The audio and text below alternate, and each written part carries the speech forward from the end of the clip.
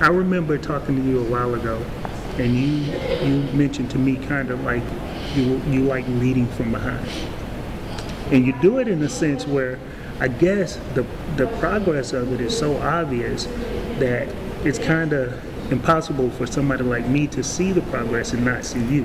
So what keeps you humble, and why do you think that's the best approach to your success with the organization? Well, you know, the NAACP has been trying to lead at a higher level.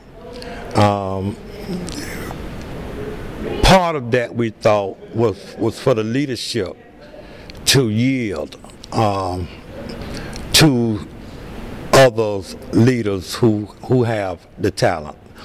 We thought that was common sense. We thought that once we got with the different leaders in the community and helped to create the vision, we thought that that was also a good time for us to retreat to the rear and to work from behind and encouraging and supporting those that actually is in charge of that particular area. You know, we don't want to say that we know everything. We don't want to say that we know how to do everything and no one else doesn't. We don't want to give that impression. The impression that we want to give is the impression that we now have, and that is, even though I'm the branch president, I'm not necessarily in charge of every committee. There's committee chairs that I yield to. There's other officers that I ask for their advice before making a decision. And we thought, again, once the vision was created for the NAACP in that committee, we thought it was important at that point to yield and retreat to the back. Okay. Well, the success of it is obvious, especially to me. I know that.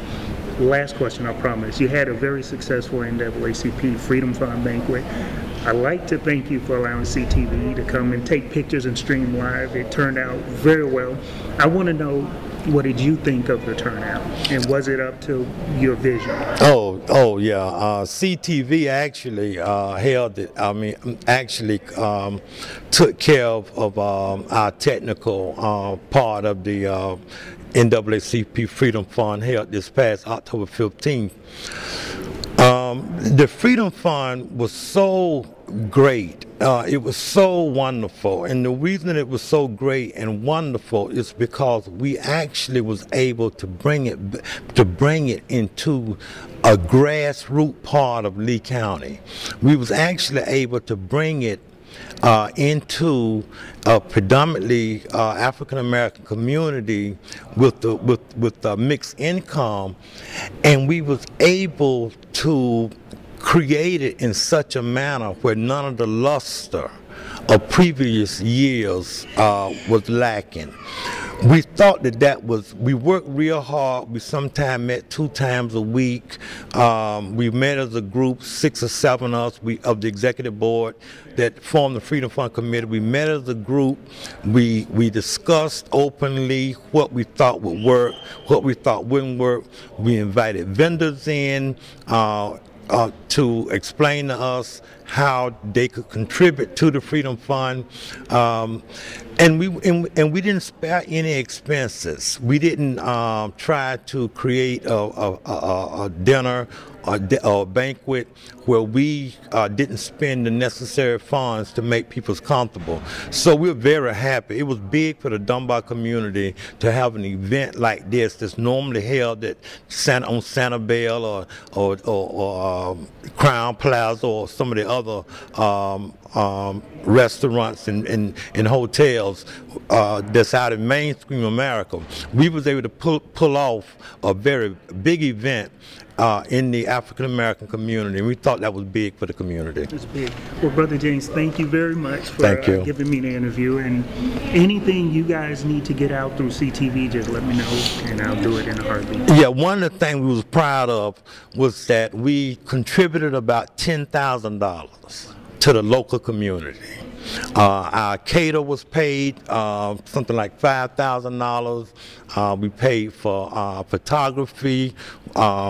We paid for just all of the different benefits that people enjoyed, and we was able to put $10,000, we believe, back into the community from Dunbar, also to Lehigh Acres. So we were very happy. You gave me one more question. I'm sorry. This is what I was thinking when you awarded John Tobler. That was so powerful that you mentioned that he's a contractor or subcontractor, whatever he is, and he was able to pretty much employ a good portion of minority people within this community. And one point you made was that people who probably couldn't get hired because they lacked the skills got hired under him and was given the skills. How did you, when this thought process came about who you were going to reward, why was that a big impact? Because it was powerful. Yeah, it was a big impact for us, because one of the things that we witness with small businesses is that oftentimes businesses will not hold positions open for the non-experienced. In talking with Mr. Tobler, we found that what he said carried so much weight and credibility for what we have to do as a country right now during these economic times. He admitted that he held open positions that was just for the unqualified.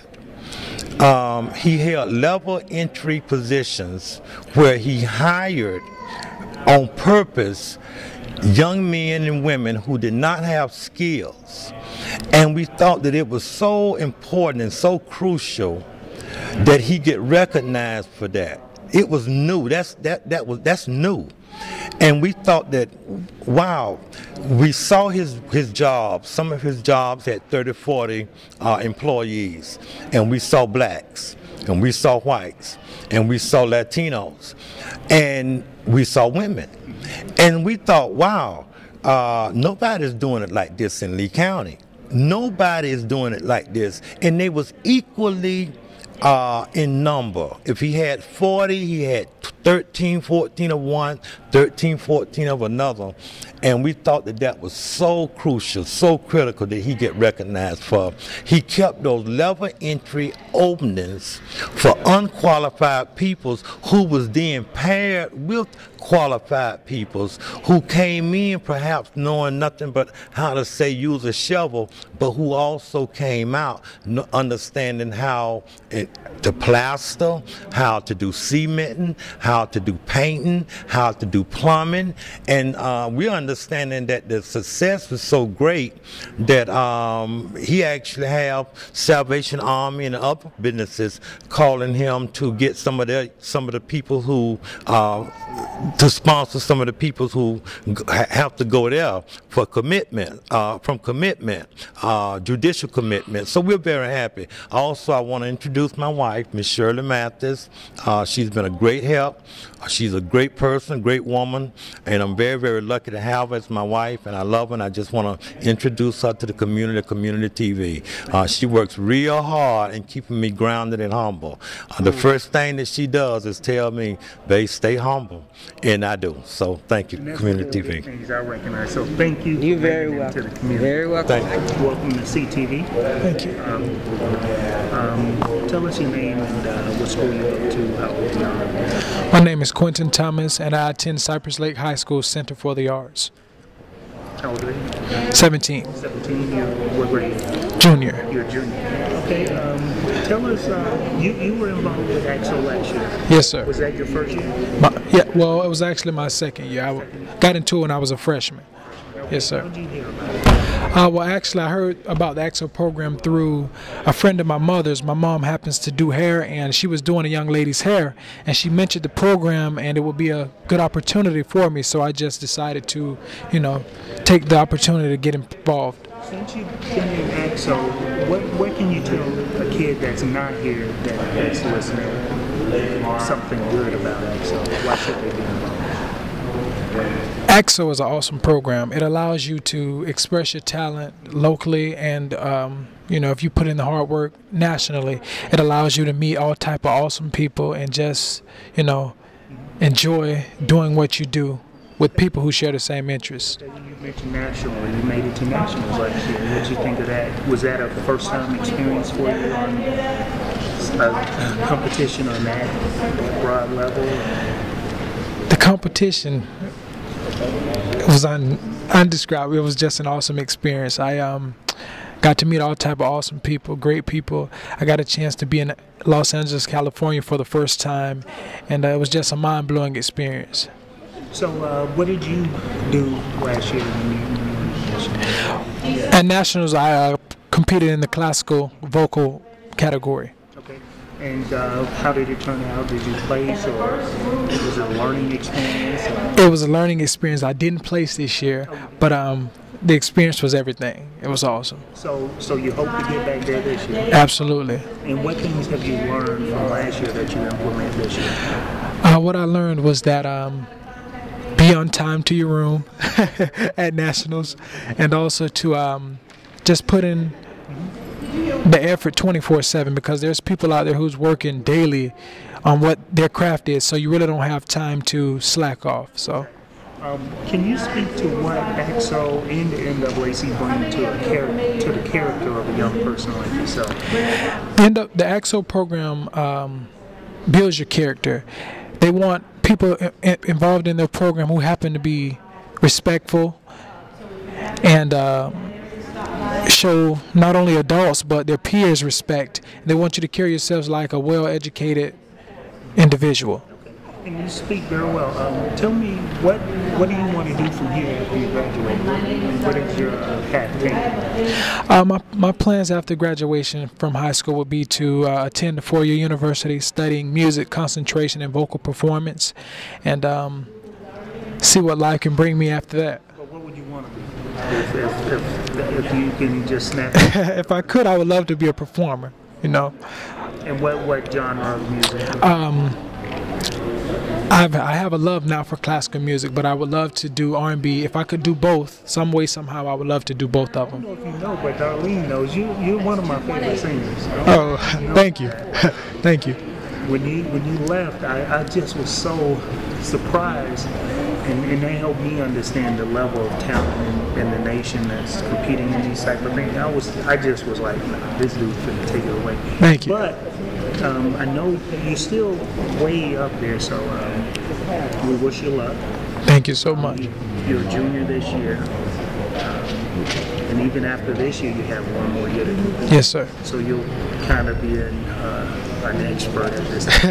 Hopefully. I'm thinking next year and the year after, you'll be well known. And what if your college path takes you and you bypass that college and you go right into entertainment? Is that something you'll do? Absolutely.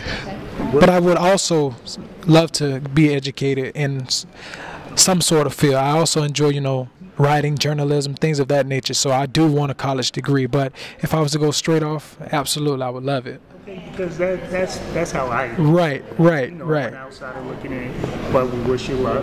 We're watching you. Thank you. Being P's and Q's. Yes, sir. But it's very nice to meet you. Thank you. I appreciate it. Okay, keep up. Have a good one. Can you tell us your name and what school you went to? My name is Olivia Jones. I go to Oasis High School, and I'm 14. Okay, is this your first year in AXO? Yeah. Your first year? How did you hear about AXO and what made you interested? Mr. Peter Denui, mainly. Yeah, he told me about it, and then he interested me in it. So what are you going to be doing? I'm going to be singing and playing the piano and doing poetry. Okay, what style of music? I do gospel, R&B, and mostly gospel, hip hop, and stuff like that. Okay, so being here today, what do you think about the whole thing? And what do you take from it today? What's the session today? I think it's going to be a success, especially with the people that we have in it now and the mentors that we have in it. So, yeah.